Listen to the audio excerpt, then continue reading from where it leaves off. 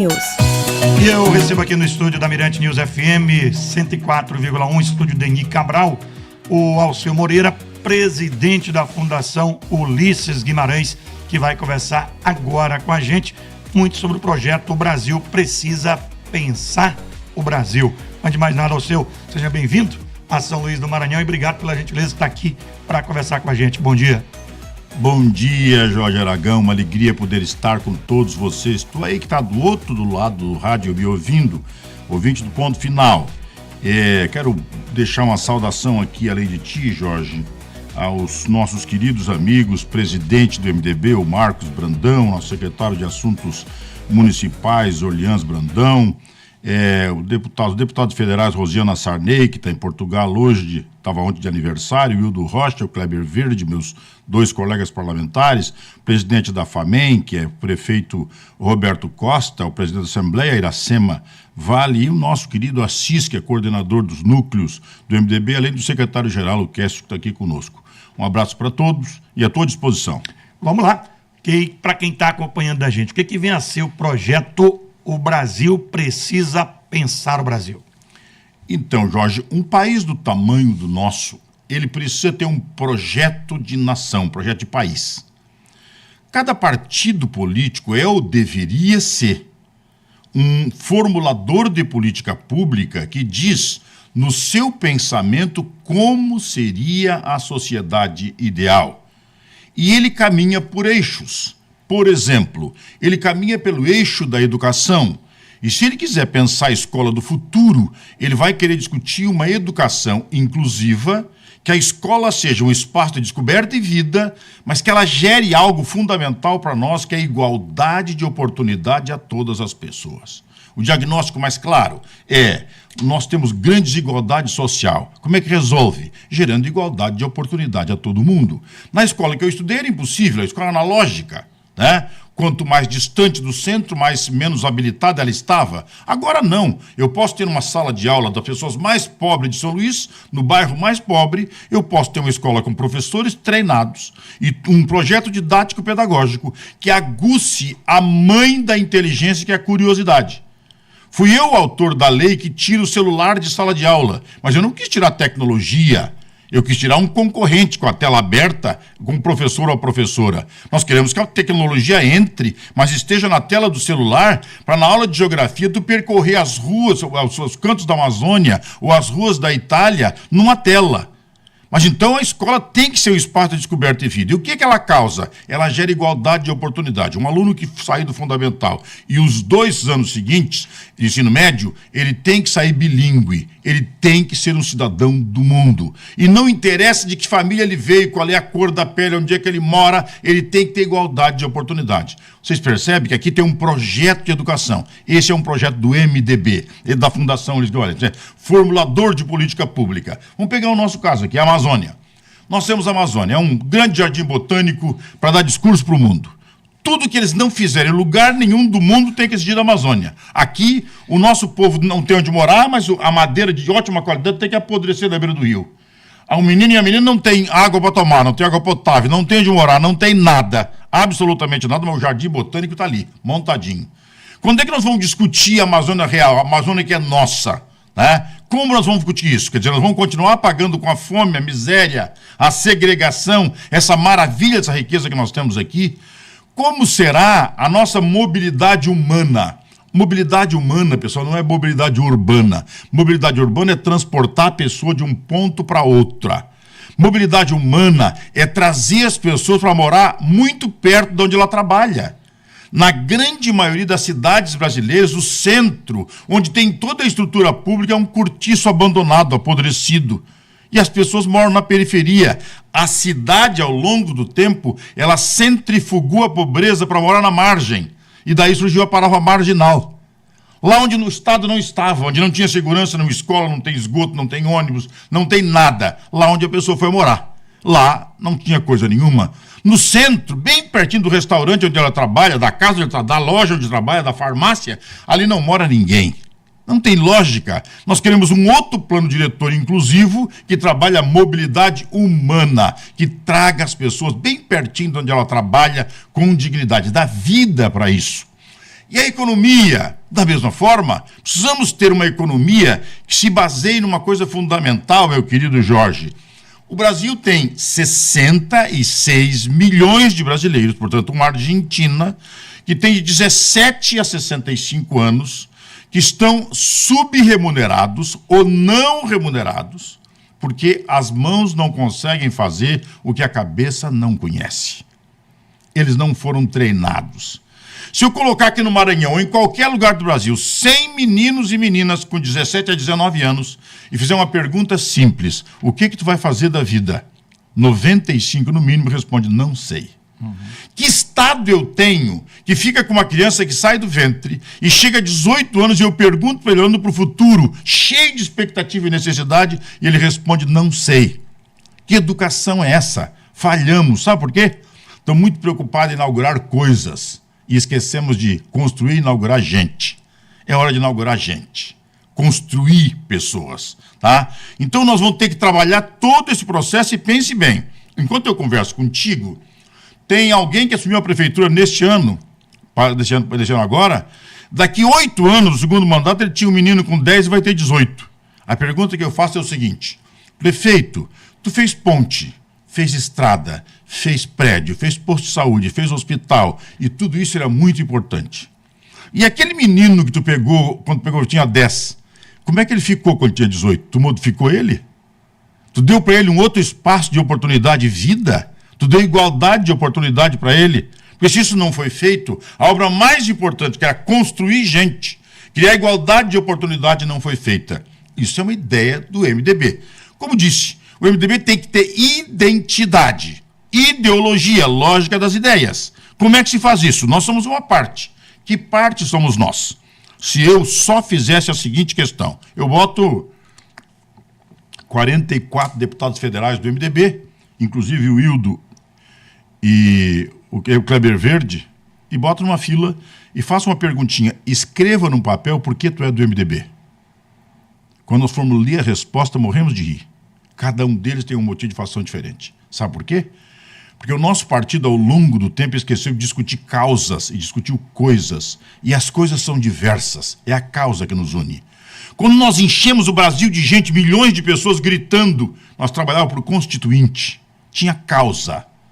Quando a causa existe, une um partido inteiro. Quando a coisa existe, cada um luta pelas suas.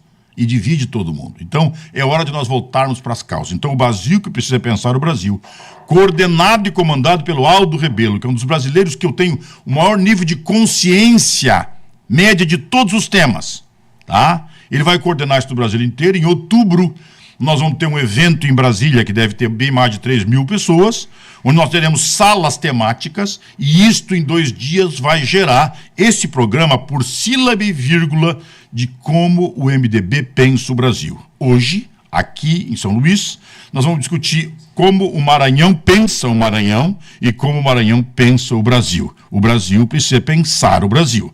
Para concluir esse capítulo, para dizer o seguinte, a política, de certa forma, ela vem sendo discutida pelas margens. Um lado é Bíblia, o outro é Código Penal. O Brasil de verdade não é discutido. Se a política centrifuga os bons, os intelectualizados, os capazes, os competentes, os audaciosos, os decentes, se ela centrifuga esse, quem decide é sempre os maus, os fracos, tá? E se ela é decidida pelos fracos, o Brasil não anda. Então, esse Brasil dos 66 milhões que eu te falei, é um Brasil que dorme e acorda sem ter produzido o que devia produzir e sem ter consumido o que podia consumir. Esta roda dentada que toca a economia e a engrenagem social, ela anda de maneira lenta, porque ela acorda sonolenta e dorme sem ter comido, sem ter comprado. Esse 66 tem que ser incluído produtivamente. Essas frases que eu estou dizendo aqui é para ti, Maria Conceição, que tem 38 anos, 39, separada, 3 filhos e faz faxina. Tu tem alguma coisa errada em fazer faxina? Claro que não. O problema é que não tem faxina todo dia. E quando não tem faxina, ela não tem trabalho e não sabe como alimenta os filhos. Sabe o que separa uma família com 3 adultos do Bolsa Família e a possibilidade delas fazer inclusão produtiva? Talvez um cursinho de 80 horas de açougueiro. e ele sai de 600 para 3.000, 80 horas. Ou de 40 horas de gondolista de supermercado, tá? Ou de 35 horas de balconista de farmácia. Nós estamos falando de um país de módulo, porque eu preciso trocar o pneu desse carro em movimento.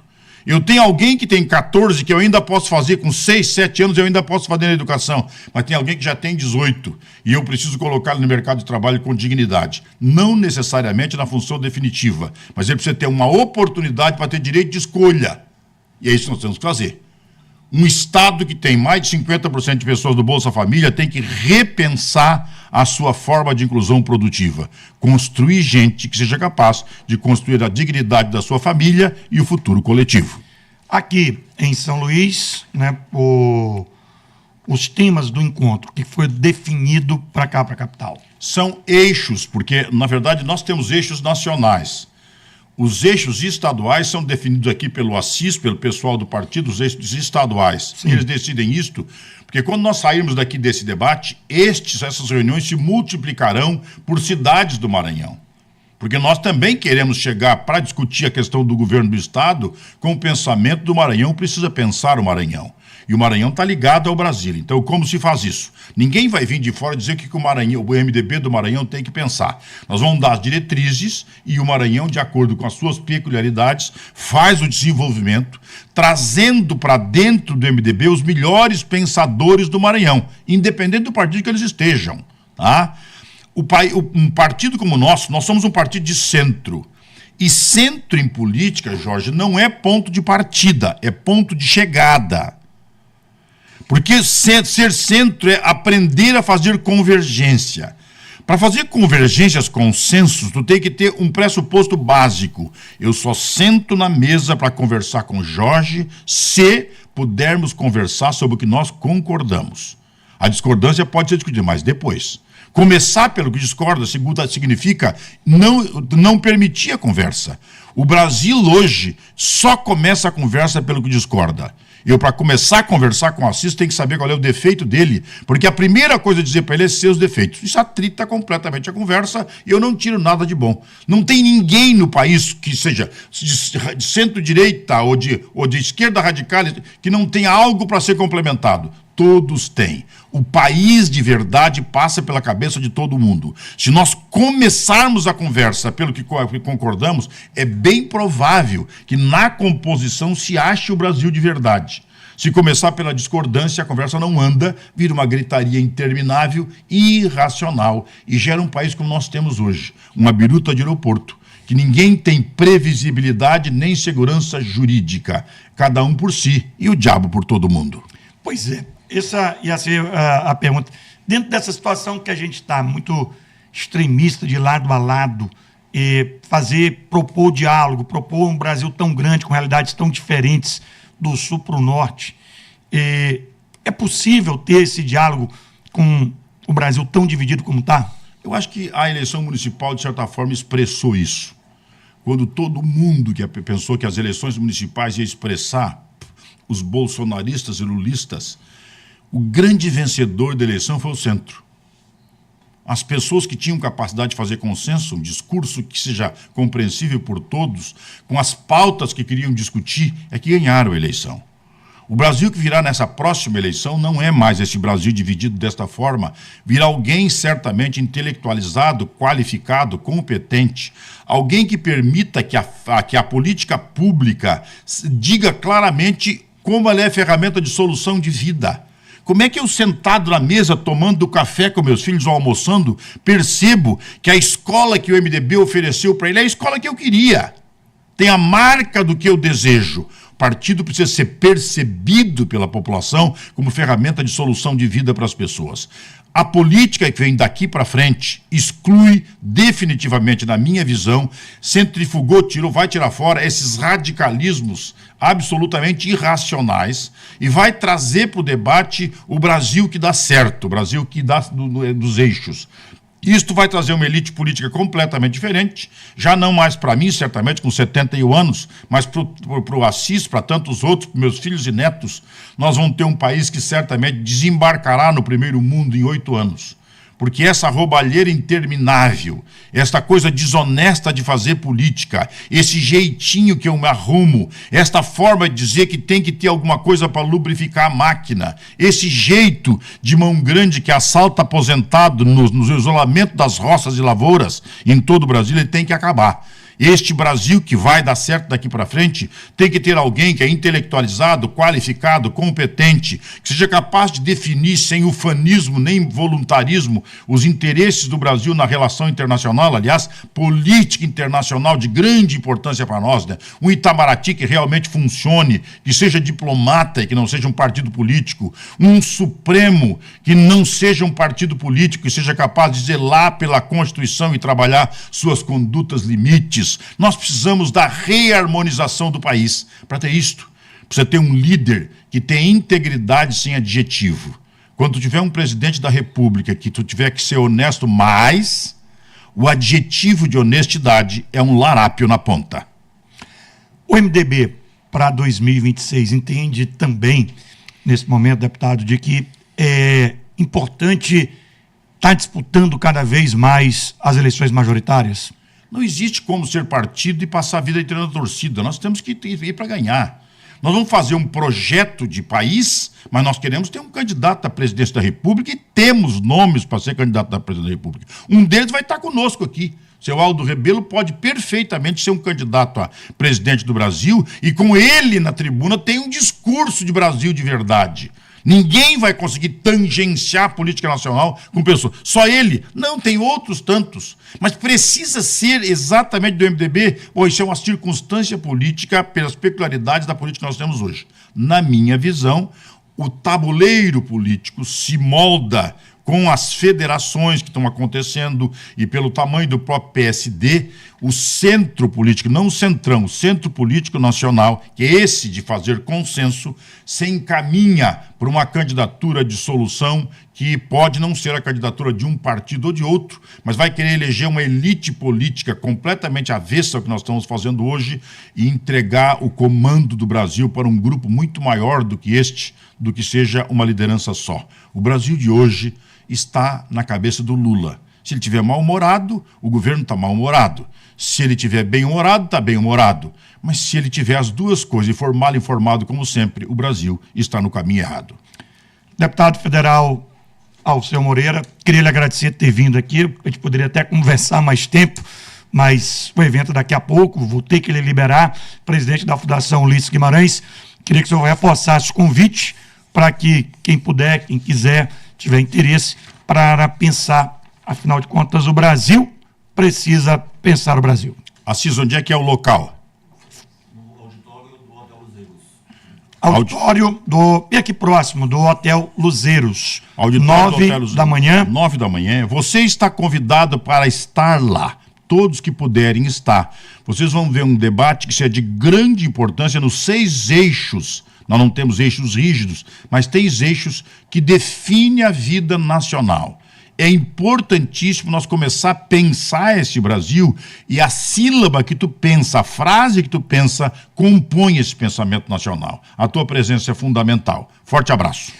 Conversei com o deputado federal Alceu Moreira, presidente da Fundação Ulisses Guimarães.